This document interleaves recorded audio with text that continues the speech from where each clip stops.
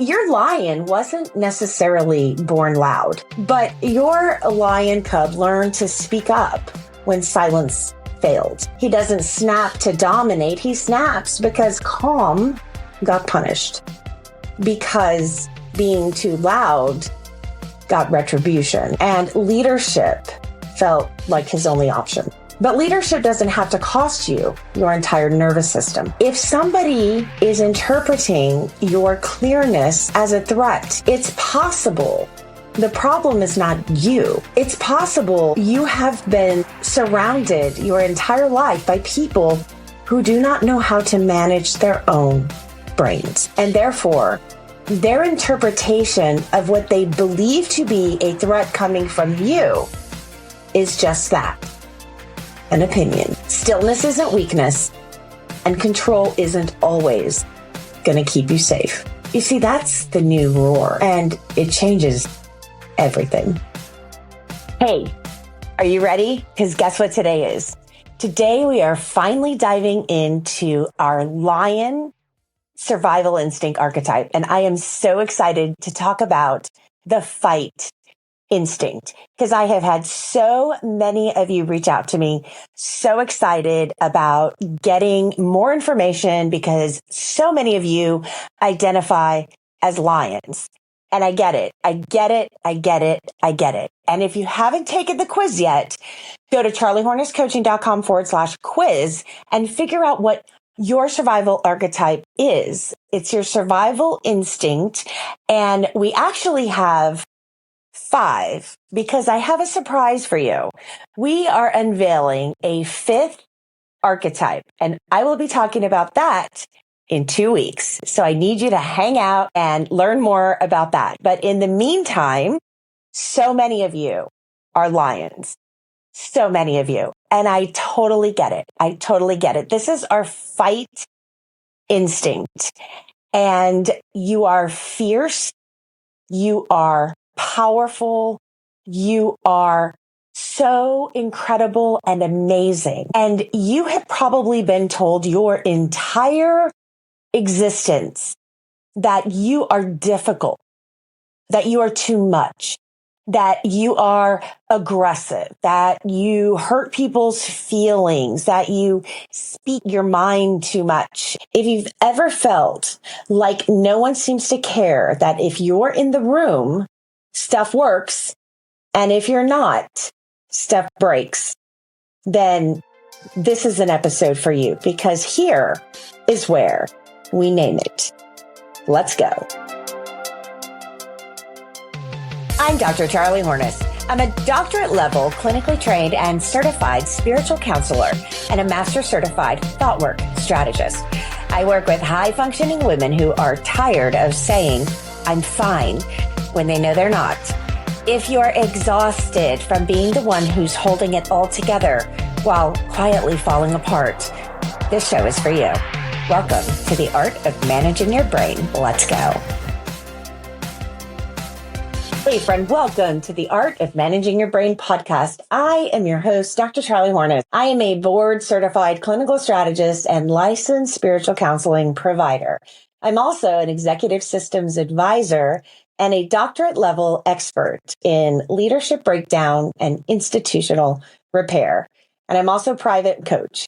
All right. And before we jump into talking about our lions, and I may do a little bit of free association today because I really love the lion archetype. I think it's fascinating. I've always been fascinated by them. And the more that I unpack them, the more I understand them, the more it actually, as a owl, as a freezer, and the lion's the fighter, the more I actually understand myself. And the more grace I give myself, because I'm kind of the opposite in many ways from the lion archetype as a freezer, right? They do the thing I wish I could do. They say the thing I wish I could say.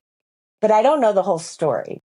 And if you don't know the whole story and you don't know what your dominant survival instinct archetype is, and those are the lion, the fight instinct, the deer, the flight instinct, the owl, the freeze instinct, and our fox, the fawn or people-pleasing instinct. In 2 weeks, I am unveiling our 5th archetype.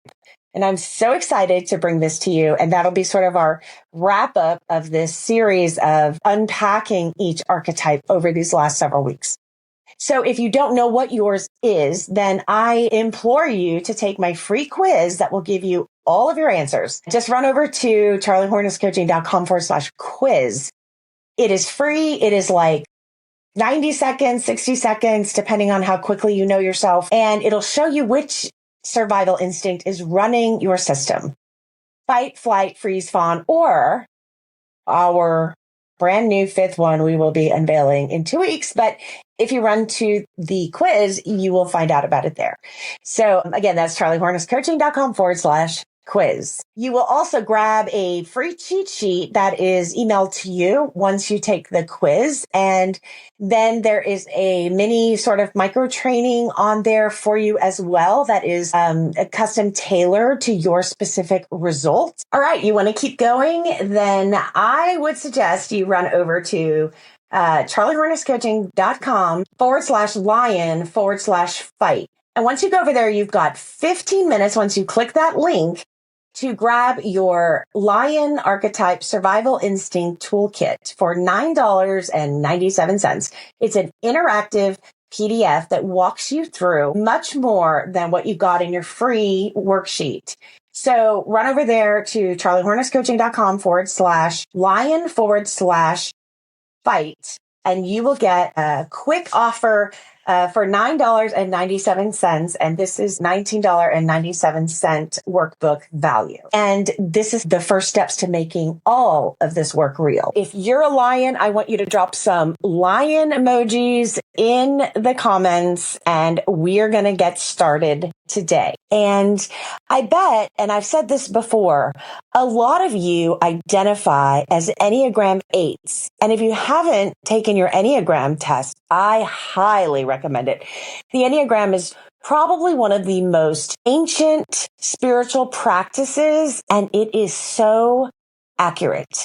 It's so accurate. There are so many wonderful resources about the Enneagram, and I am going to drop all of that stuff in the show notes, as well as one test I know of that you can take for free.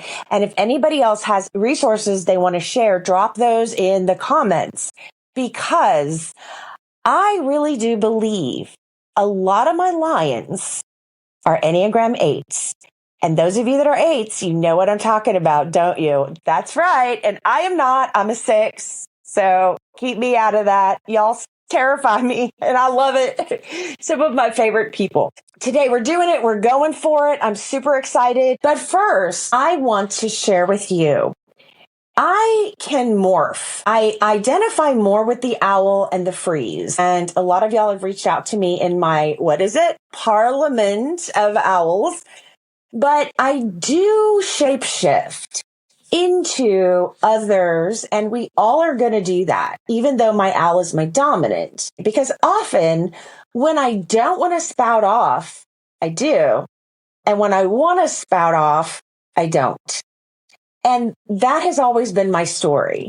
And it's infuriating and frustrating. And I have spent so many sleepless nights beating myself up, ruminating, wishing I'd said this and done that, and, all the shoulda, coulda, woulda stuff. And the truth is, all this stuff is our survival instinct archetype doing what it knows to do, that it has been trained over how many decades have we been alive? Many of you, at least, 2.5, 3 plus, like the rest of us. It has been trained to behave in this way, regardless of what of the 5 you are, in a way that will save your life, it thinks, in a way that will protect you. And I've said this so many times, but it's for all the archetypes. Our survival instinct archetype, right? That archetype is outside of us as it's part of us. And it's doing everything it can to keep you safe and alive. Remember let's just do a review on that motivational triad from ThoughtWork. Your brain only wants to do 3 things. It wants to seek pleasure, which means alive. It wants to avoid pain, which equals death. and it wants to conserve as much energy as possible so that if you're in need of running away from the attacking bear, you have enough energy to do that. And so in our world today, where there are no bears hanging around in the bushes and the hedges and around the corner, our survival instinct doesn't know the difference between that lovely Bob from accounting and Larry in logistics, who are not the kindest people in the office and say lots of snarky crap, and a bear who wants to eat us, right?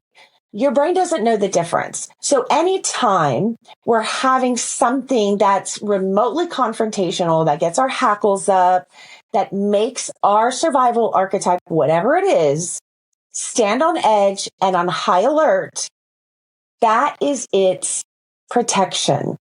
That is it keeping you alive. Your archetype is your best and closest friend and ally. The problem is your archetype is living millennia ago, back in, communal tribal times, to use the word in its correct context. We don't live in that place anymore. We don't need these levels of instincts. We don't need to get amygdala hijacked every time Bob stops by and offers us his criticism masked as feedback. And we know Bob from accounting is not a safe person because of the criticism and the passive aggressiveness and the side eye and all the things. We know that person isn't a safe person to be around. That person does not create a safe environment, whether that's at work, whether that's at home, at the dinner table, in car line, at the doctor's office. Anytime we can identify that we're not in a safe place, that is when our archetype rears its gorgeous head and is ready to do the thing it has done your whole life to protect you. And quite frankly, it's probably done a fantastic job until today. Because today we are unpacking, especially for lions, and we've been doing this for the last several weeks for this series, we're unpacking exactly how we can begin to manage our survival instinct archetype, our animal archetype, which ultimately is our survival mechanism. It's our survival brain that is always in charge. Always. And it's our job as evolved conscious beings to kickstart our evolved brain, our adult brain, our thinking brain, so that we can override the automatic reactions that our survival mechanism, our archetype, are so used to doing when it feels you are under threat, when you are not in a safe space, when you are being attacked. And I've said it a billion times, Bob from accounting cannot eat us like a bear can. We are physically safe, but that doesn't protect emotional, psychological, physiological, spiritual, all of the other ways that we can be harmed. And that is the reason there's all of this secondary trauma happening. I will just say quickly, I have talked to so many people, especially lately. And every single person, this is fascinating because I saw this also in my human subject research for my dissertation. Everybody seemingly that I talk to, and many are, drawn to me because of the work that I do. So it would make sense. There's a common denominator of content. However, everybody I've talked to, this includes my family, my friends, a lot of people, not just students, not just clients. They are struggling in their environments. Many are dealing with working environments. Many are dealing with bizarre interactions, passive aggressive interactions where they don't feel like they're being respected, like they're being taken seriously. And I've heard this so many times. So what this looks like is all of these like micro siloed ecosystems, right? Or environments that each individual person is within in its own little sort of, encapsulated bubble of toxicity. But because they're siloed, like all over the place, everybody's in their own ecosystem, whether at work or family or friends or whatever, nobody knows the other person's really going through it because there's no like aggregate data talking about all of the women that are leaving jobs right now. They're all just like falling off left, right, and center, and each one feels like they're being run out. And that's, all of what my storm system framework and all of those methodologies are talking about and unpacking for you. So if we have all of these siloed individual little trauma ecosystems, but when they pile up and I talk to more and more and more and more and more people, it's not a siloed event. This is happening everywhere. This is happening everywhere.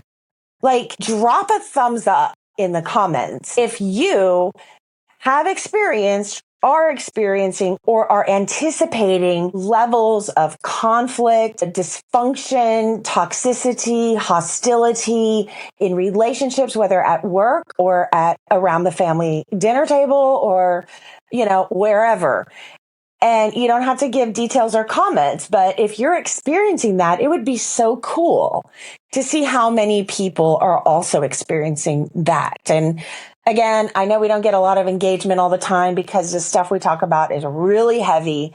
However, if you are interested in participating and creating some aggregate data, that would be extremely cool for you to just give me a thumbs up down in the comments because so many of you reach out to me individually, privately, DMs, like conversations, going into my coaching program and using the courses and all of the stuff that are all of the tools available to you on my website, because so many people are siloed and believe that it's just them. And I'm here to tell you, to all of my archetypes, it's not just you. So many people, again, when it's fight, flight, freeze, fawn, 1 in 4 are going to be dealing with very similar stories as you are. And then we're going to throw in that 5th one. That is my new surprise that I'm unveiling in 2 weeks. Super excited about that. So then we've got 1 in 5 of these archetypes. Anywhere you're walking around, you're going to run into somebody very similar to you going through something that you're going through. And the more we can sort of begin to break down barriers and all of this sort of stigma around having the conversations about how much actual dysfunction is happening, how much y'all are feeling like things are your fault, wrong with you. See, none of that is real. Nothing's wrong with you. I'm here to tell you, nothing's wrong with you. I've done the research. I've gathered the aggregate data. I've done, the interviewing. There's nothing wrong with you that isn't wrong with all of us in our own, lovely bananas way that is endearing and unique to each of us. But there's nothing wrong with you. You're not doing it wrong. Everyone else isn't getting it right and you're failing.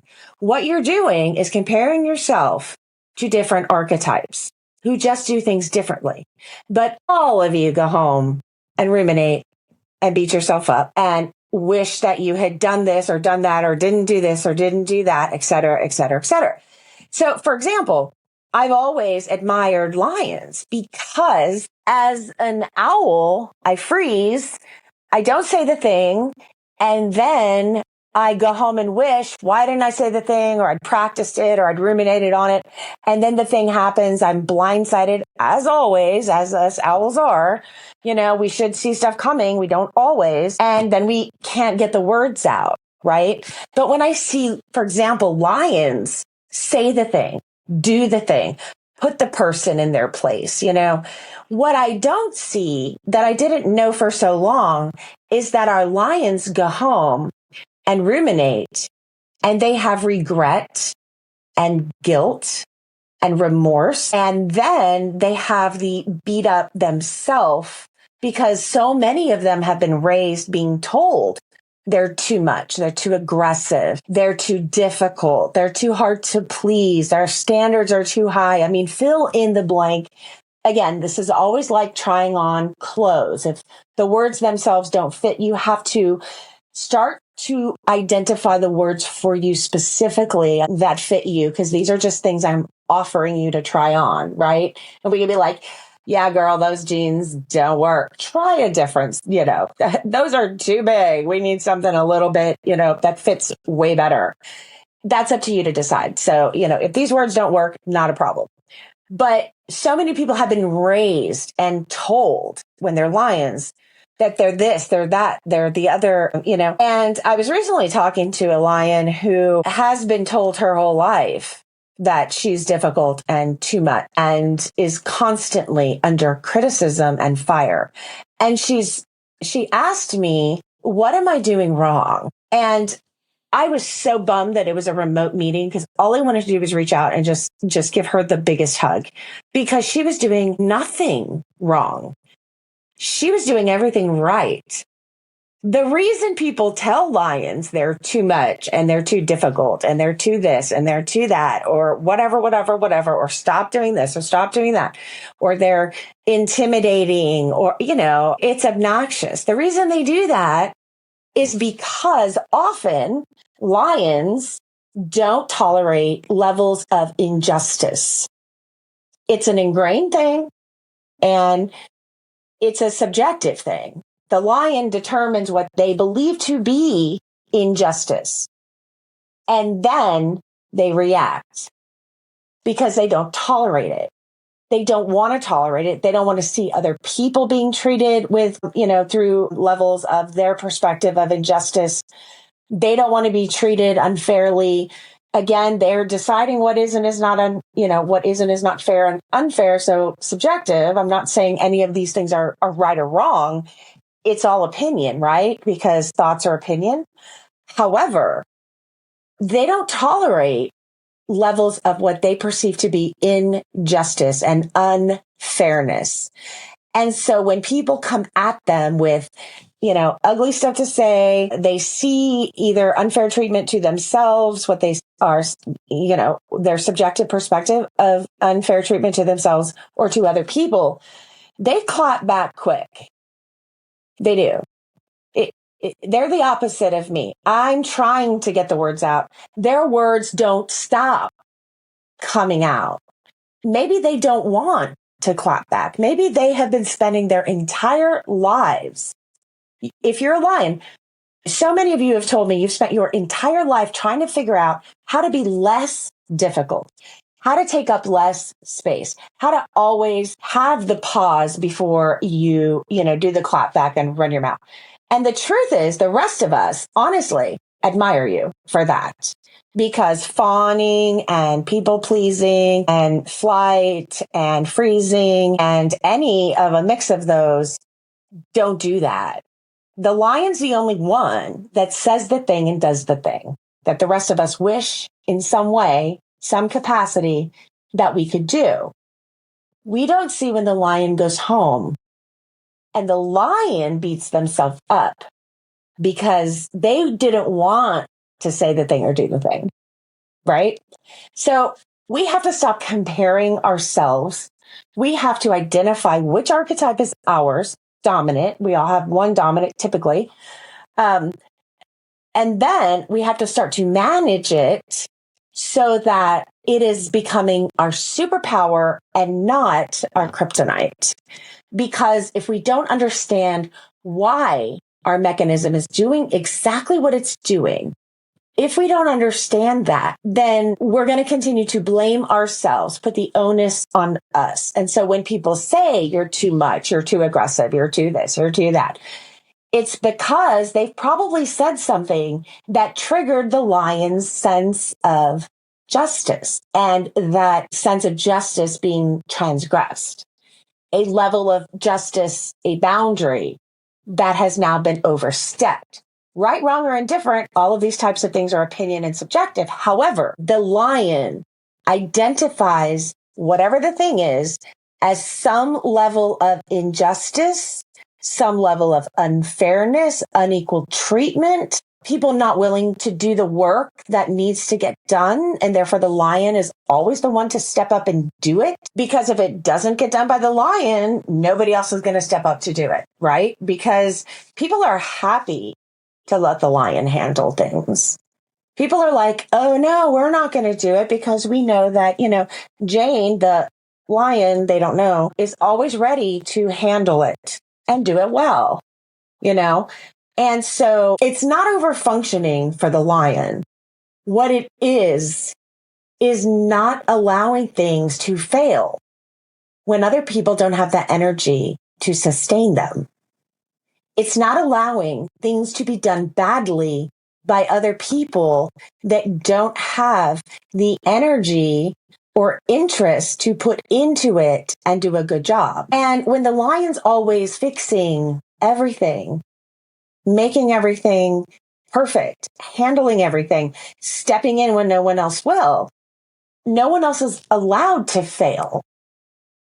And that is why the lion's over functioning. And it's not intentional, and it's not overworking, and it's not burnout. It's just this level of things have to get done well. And most people, A, don't want to do it, or B, don't want to do it well. So instead of wasting my time, I'm just going to handle it as usual.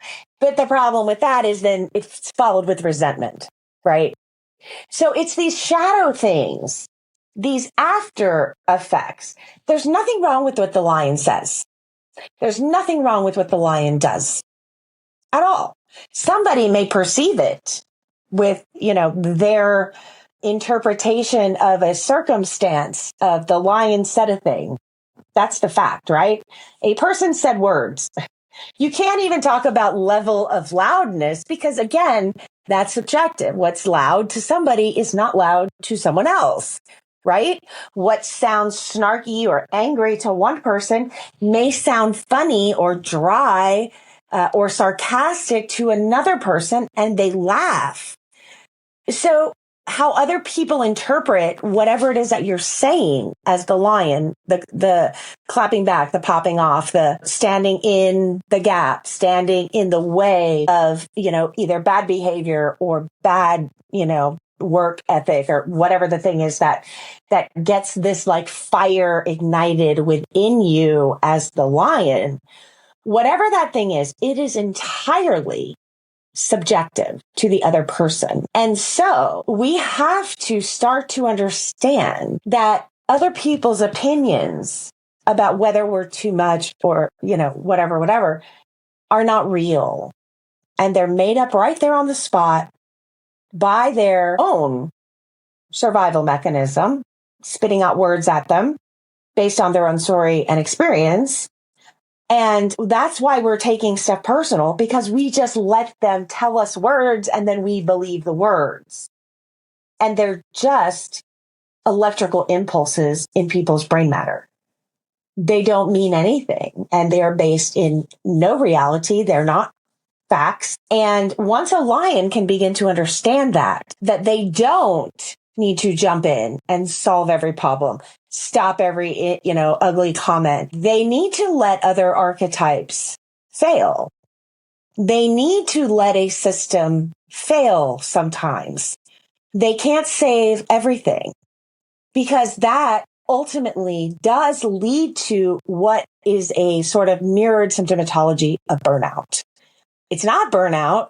I really think burnout is entirely misdiagnosed. That's my huge argument all the time, because my argument is the last stage of all of this is our loss of purpose. And when you as the lion are constantly picking up the slack, filling in the gaps, fixing all the stuff, doing all the stuff, doing the heavy lifting, and then you're also on top of that carrying resentment that you're doing it, that leads to ultimately the reason you're there, the purpose and meaning, whether it's why you got into your career, why you took a job, why you're in a relationship, why you're working so hard to make things work at the dinner table, at the holidays or whatever it is.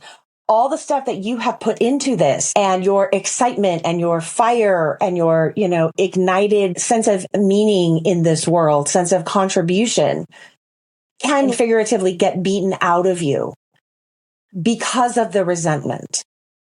If you're doing this stuff and there's joy in your heart and it's not life sucking, it's life giving, it's not depleting, it's restorative. If there's no resentment and there's joy in your heart, then that's great. You don't feel bad. The thing that gets in our way is our feelings. That's the thing. It's not that we say the thing or don't say the thing. It's not that we do the thing or don't do the thing. It's not that we react this way or we don't react this way, right? I mean, owls are mad that they can't act like lions. Lions are mad they can't act like what foxes look like, because foxes always look like they're getting along with everybody. Sometimes they look like they're getting along too well, But for the most part, they just don't like unhappy people, so they just try to keep everybody happy, right? Lions resent that. And then deer resent the fact that owls look like they can stay and stand their ground quietly.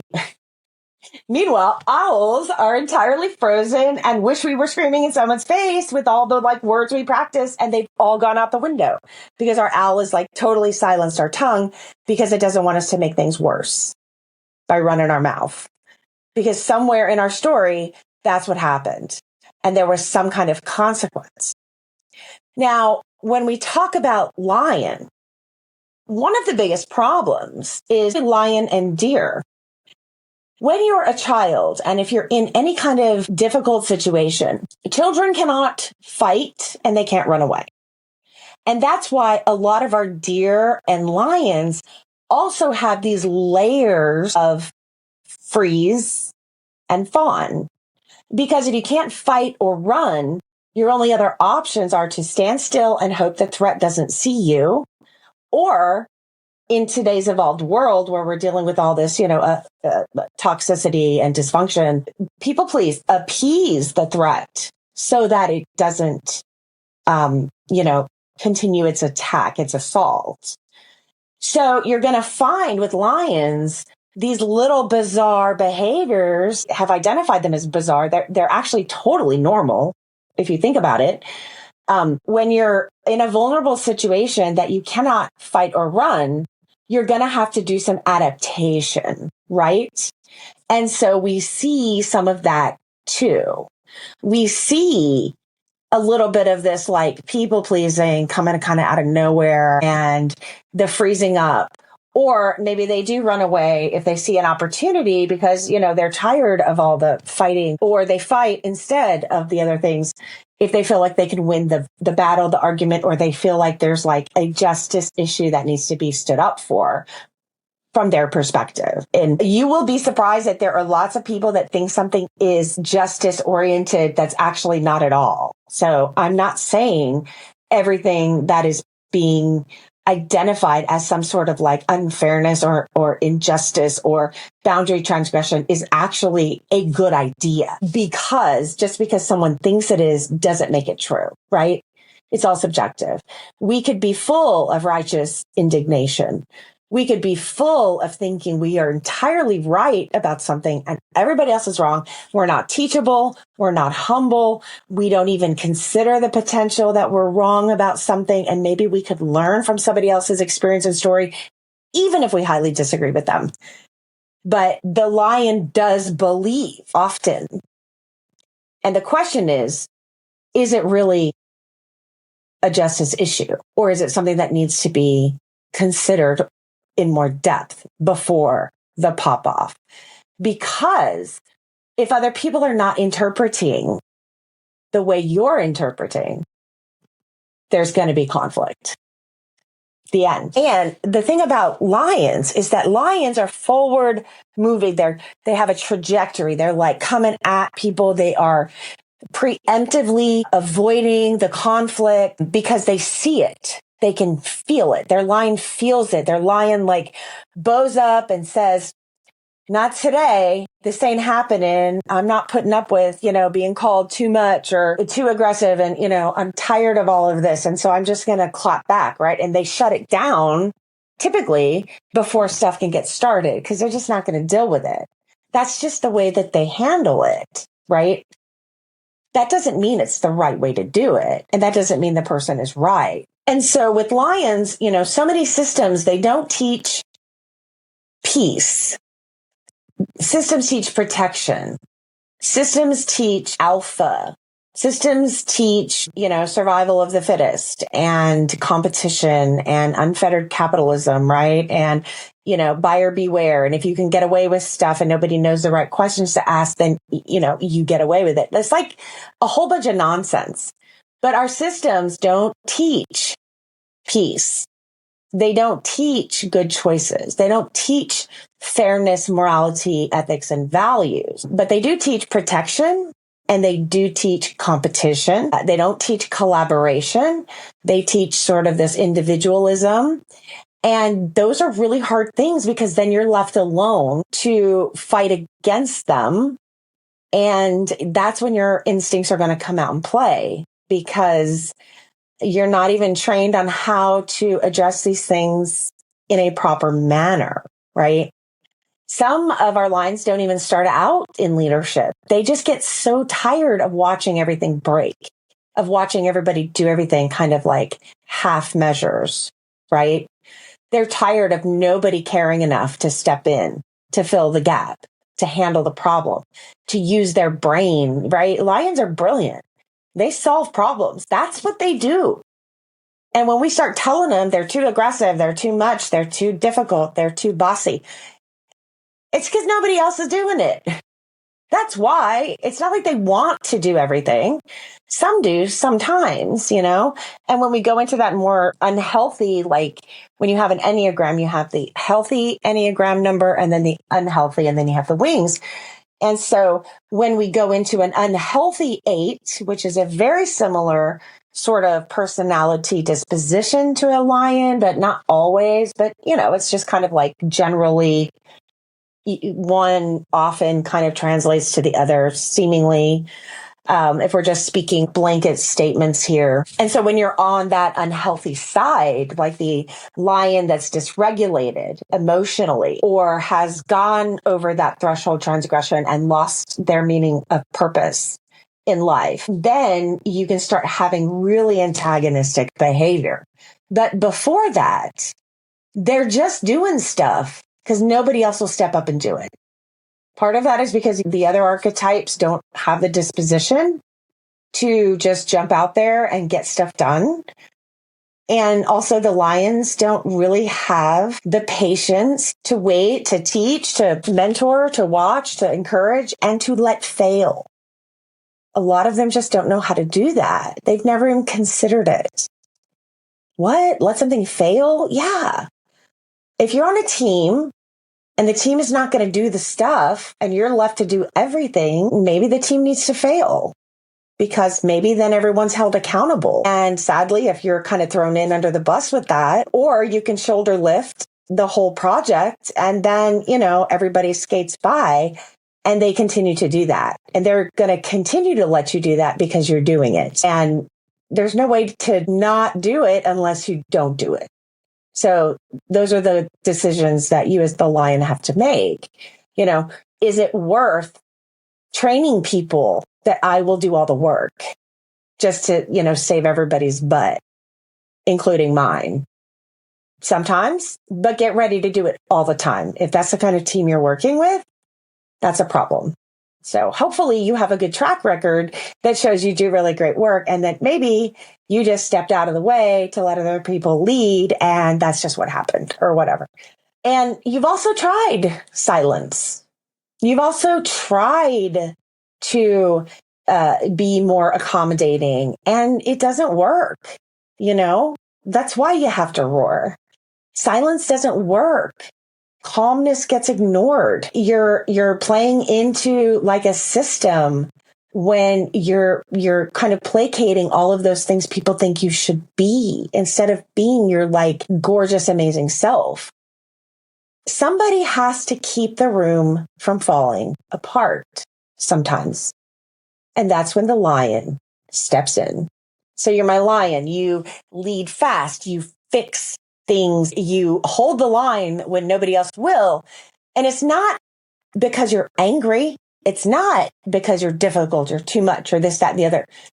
It's because somewhere along the way, your lion's nervous system decided if I don't take charge, everything falls apart. Something will break. If I am not on high alert, if I am not shutting people down with their, dumb ideas that aren't going to work, again, all subjective. But if you haven't stepped in, something inevitably breaks.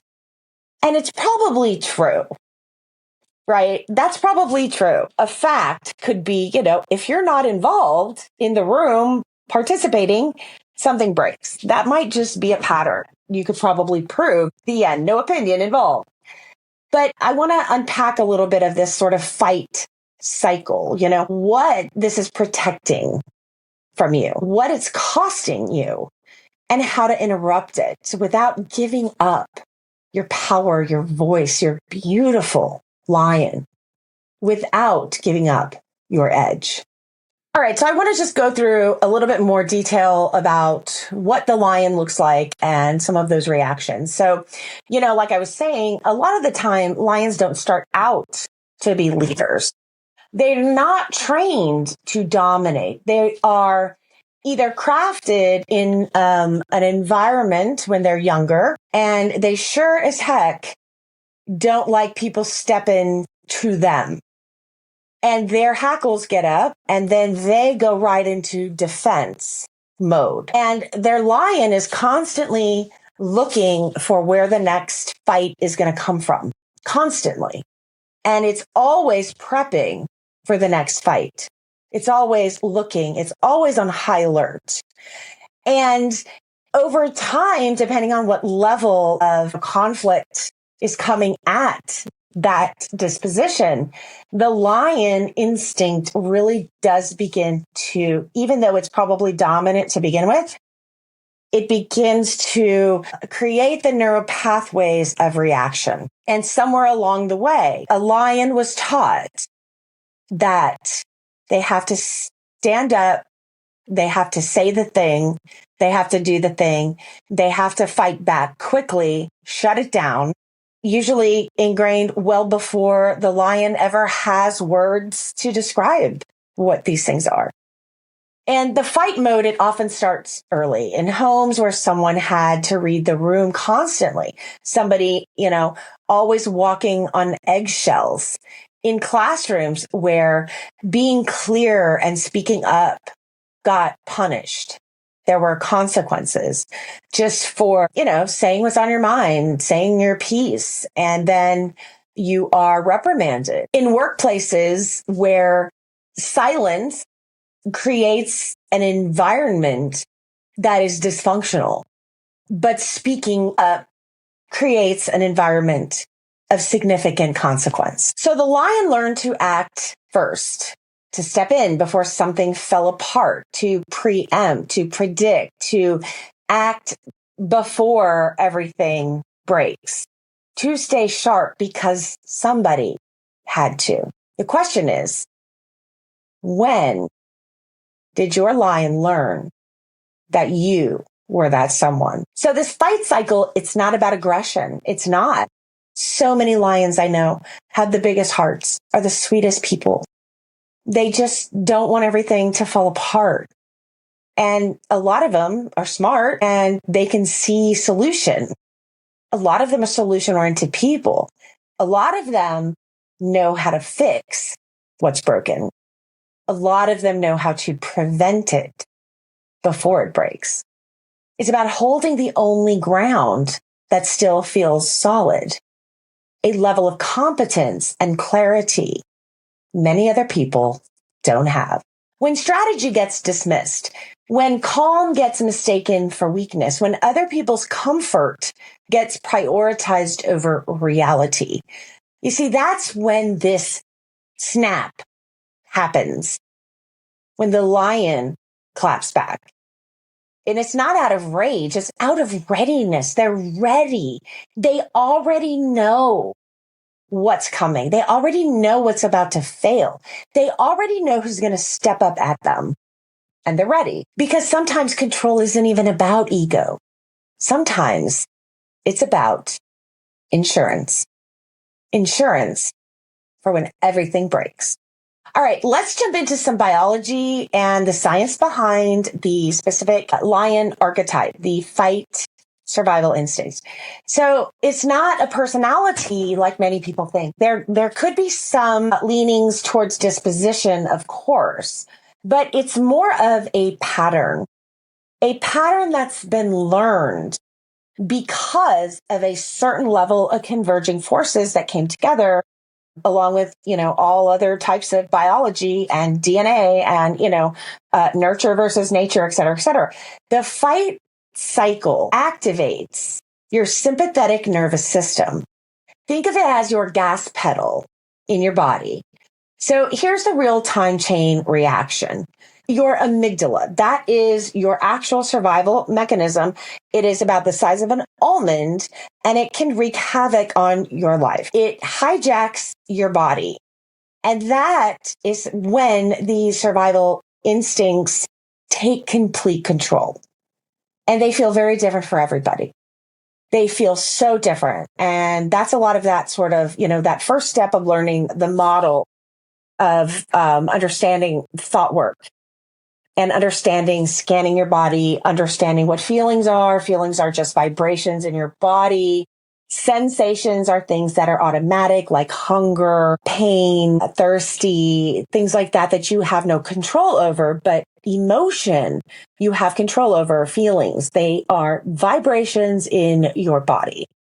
And often what feels terrible are the vibrations in our body when we are hijacked by the amygdala and our survival instincts take over. And often that does include racing heart, body temperature raising in certain places, often in the back of your neck, because that's, where your brainstem is. That is sort of like in charge, a control center of survival. Everyone has different reactions and responses because of the different levels of neurochemicals that start cascading through your body, depending on what the reaction is that you typically default to.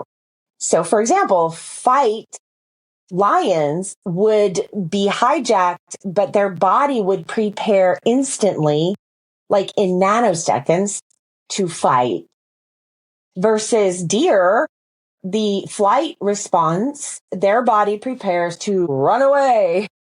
The freeze response, their body prepares to stay as still as possible, which is why most forget words that they were planning to say that they'd practiced all night, or they think they lose the nerve in the moment, or they're not good at, the clap back like the lion is. No, it's because your default survival instinct is to stop moving and not say anything, because your owl thinks anything you do or say is just going to make it worse and you'll be dead.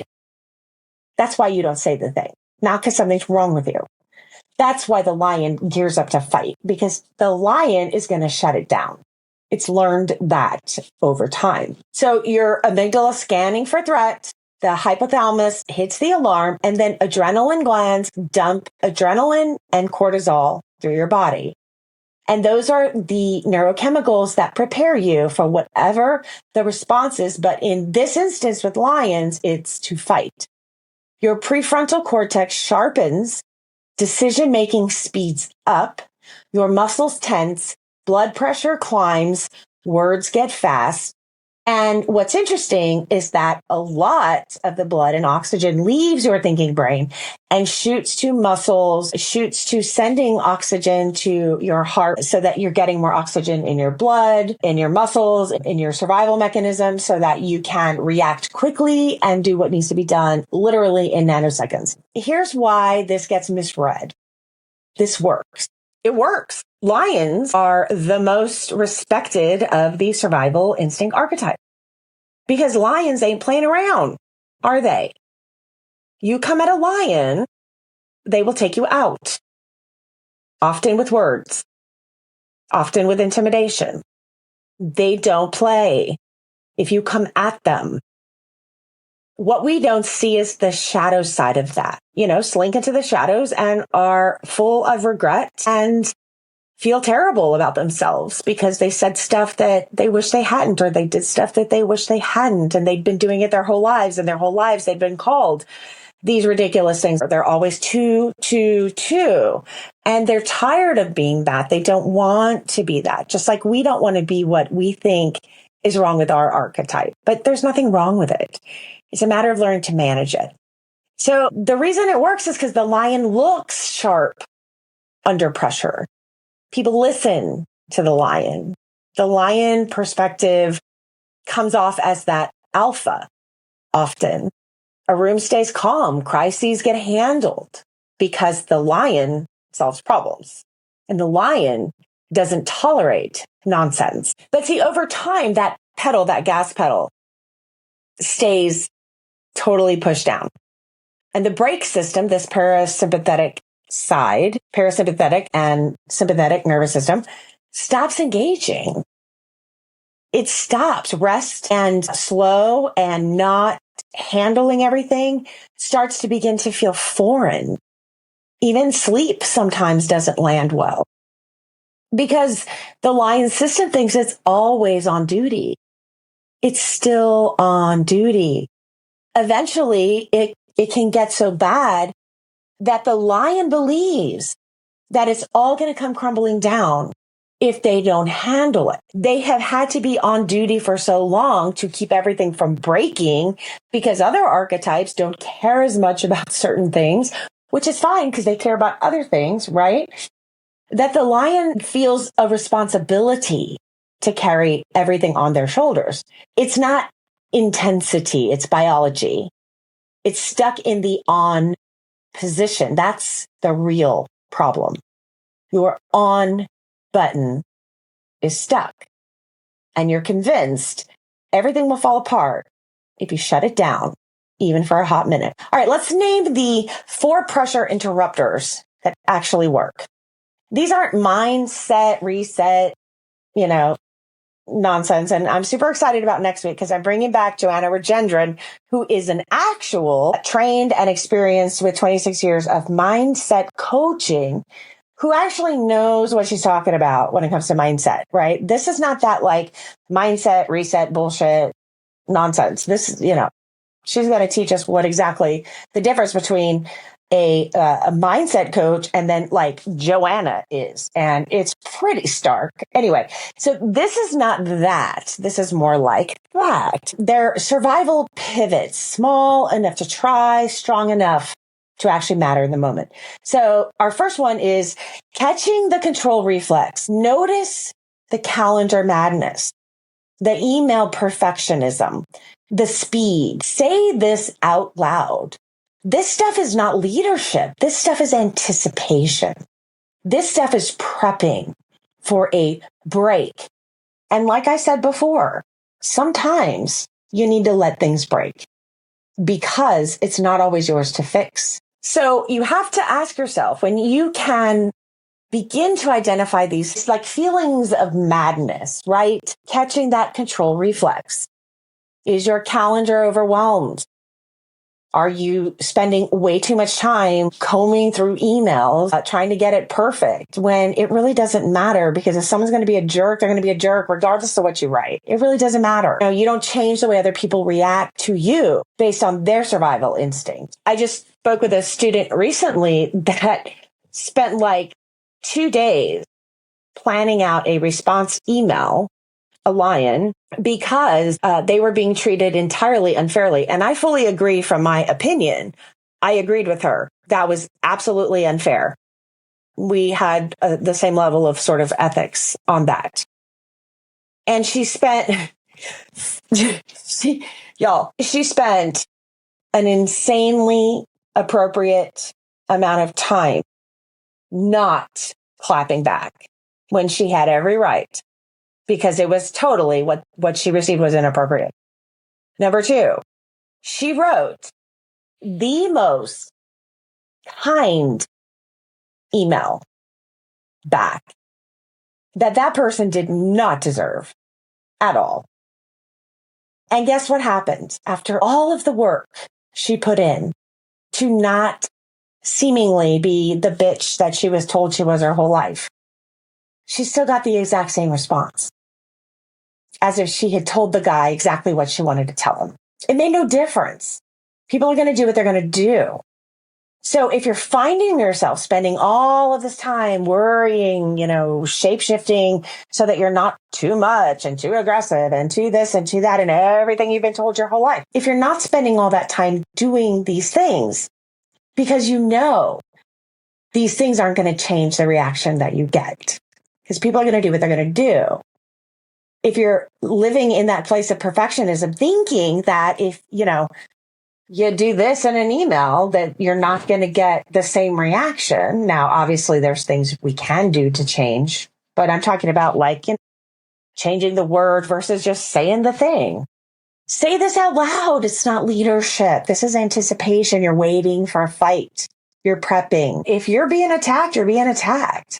Stop for 10 seconds. Let your body register that you are safe, and don't give it input. You're safe. And if you're getting caught up in all this rigorous stuff, it's because you're living in that anticipation and perfectionism. The second one is rewire the safety equation. Try this. Control isn't the same thing as safety. It's not. You can control everything, and things still happen that cause you to not be safe. You cannot control all the things, but by trying to control all the things, you try to convince yourself of a false sense of security, of a false sense of safety, as if you've done everything, therefore nothing bad can happen. It's not true, unless you're, my favorite metaphor of the Croods.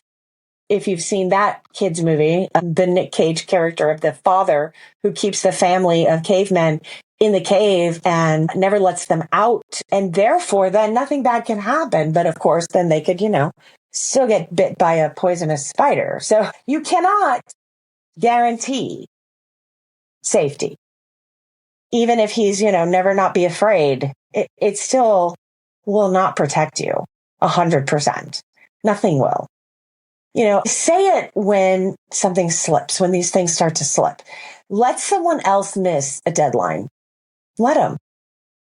Let it land. Let your body notice that you're still here if they screw up. It's regulation. This is regulating your body, your physiology, your emotions, your brain, your neurochemicals. It's regulation to allow other people to fail, to let other people mess it up, to let other people do it badly. It's also a way to teach them how to do it better, how to face consequences, how to be held accountable. It's not weakness. And it's definitely not going to guarantee you safety. But what it is going to be wonderful learning lessons for other people and wonderful moments of accountability for people that have been skating by, letting you do all the work. Our third one, flush the chemicals. This isn't emotional. This is all chemistry. Adrenaline is stored in your muscles, not in your thoughts. You cannot journal your way out of a overload of adrenaline and cortisol. I'm going to say this every single time it comes up. When you're living in too much cortisol in your brain, it literally causes brain damage. It literally causes brain damage. And when you're in your survival instinct and it's online when it's not supposed to be, because it's only supposed to be online when you're in mortal danger. What we deal with most days that cause us stress isn't mortal danger, but it creates mortal danger because of the stress it creates on our bodies and the damage it does to our brains. Cortisol actually causes brain damage. It's stored in your muscles, the adrenaline. It's not in your thoughts. It's physical. It's physical. It's chemical. It's neurobiological. It's not a mindset. And Post-it notes are not going to solve this. Slam a pillow sprint around 1 block, do 10 angry push-ups, play really loud music that you love and shake your butt in the kitchen or the staff lounge and shake around till your jaw unlocks.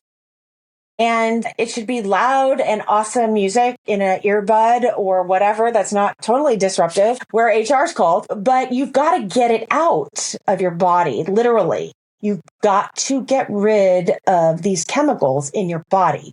And the only way to do that is to do something physical. You have to do something physical to get rid of the neurochemicals that are cascading through your body, because it's actual, it's real, it absolutely causes stress on your cardiovascular system. This is when those tears and divots start to happen in your arteries and your veins. And that's when you start getting all of these, thin spots. And that's when you start having actual physical problems.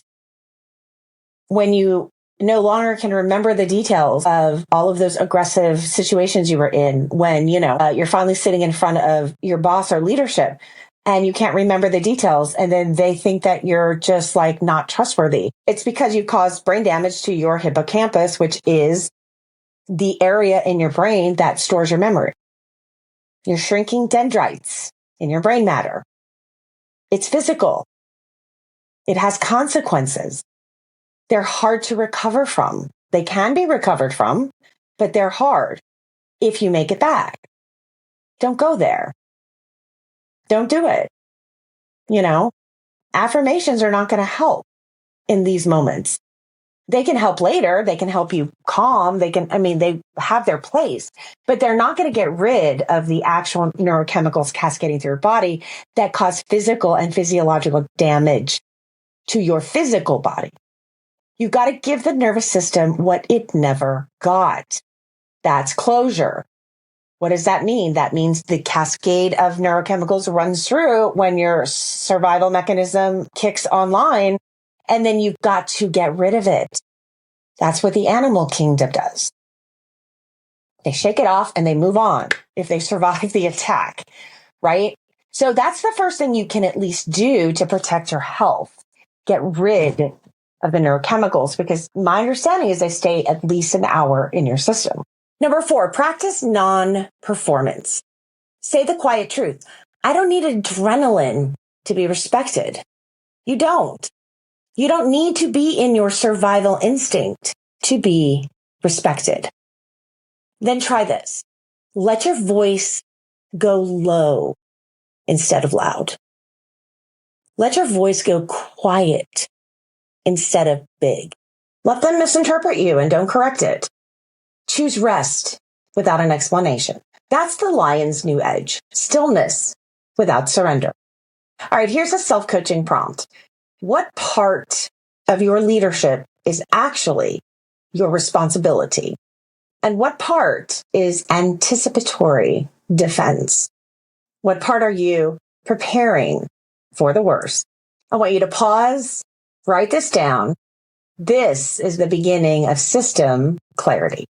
And you can learn a ton more, especially with my Burnout Equation Masterclass that has just recently launched and is on my website. You can go to charliehorniscoaching.com/store to find all my masterclasses there. And again, if you want to grab that PDF interactive survival kit that is specifically for lions, and I have one for all of the archetypes, just go to / the type of archetype you are / and the survival instinct. So for this instance, it's / lion / fight. And once you click that link, you've got 15 minutes to grab your survival kit for $9.97, which is typically a $19.97 offer that I have on my website. This work is the exact work that we do in the masterclasses, in the PDFs that I offer you.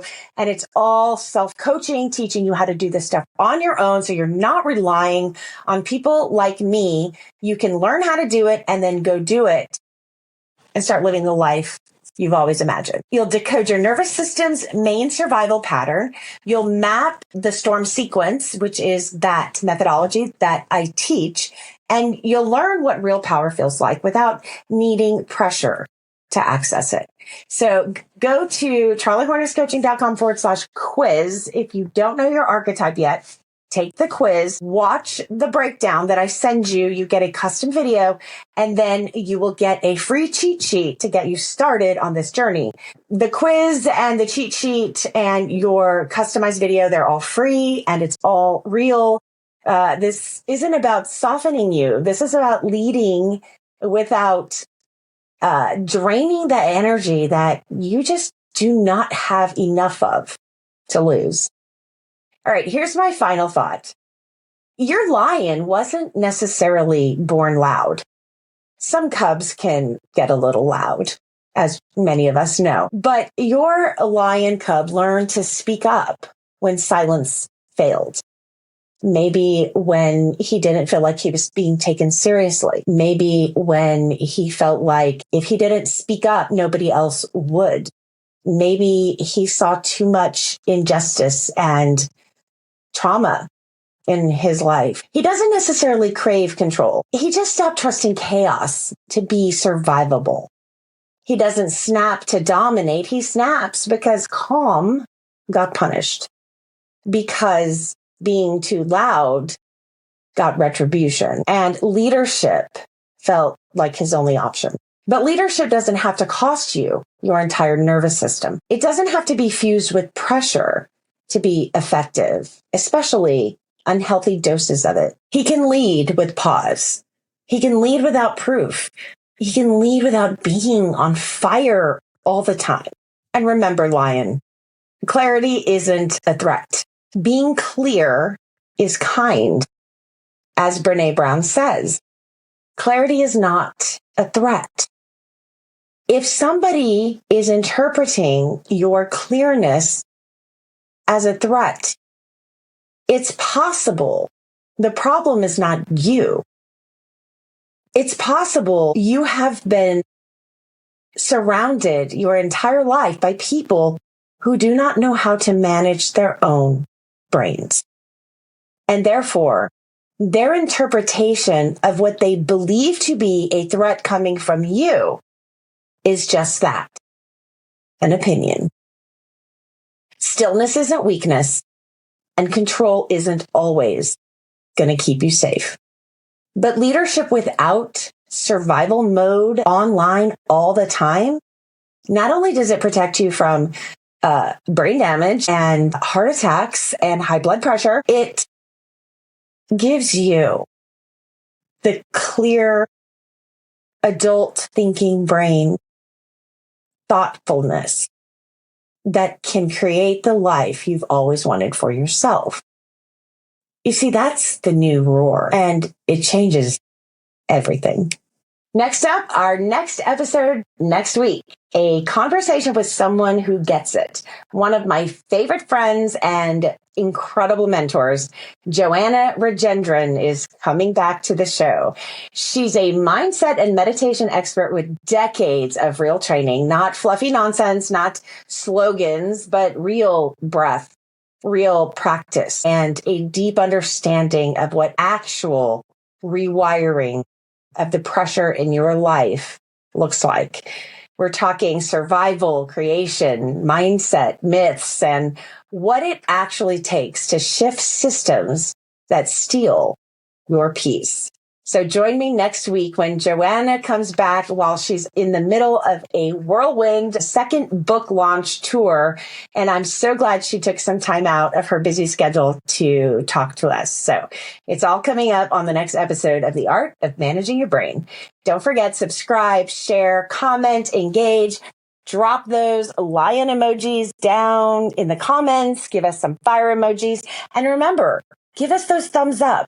If you feel like you are siloed out there in a hostile, aggressive, toxic, awful situation, you need to know you're not alone. There's so many people out there in your shoes.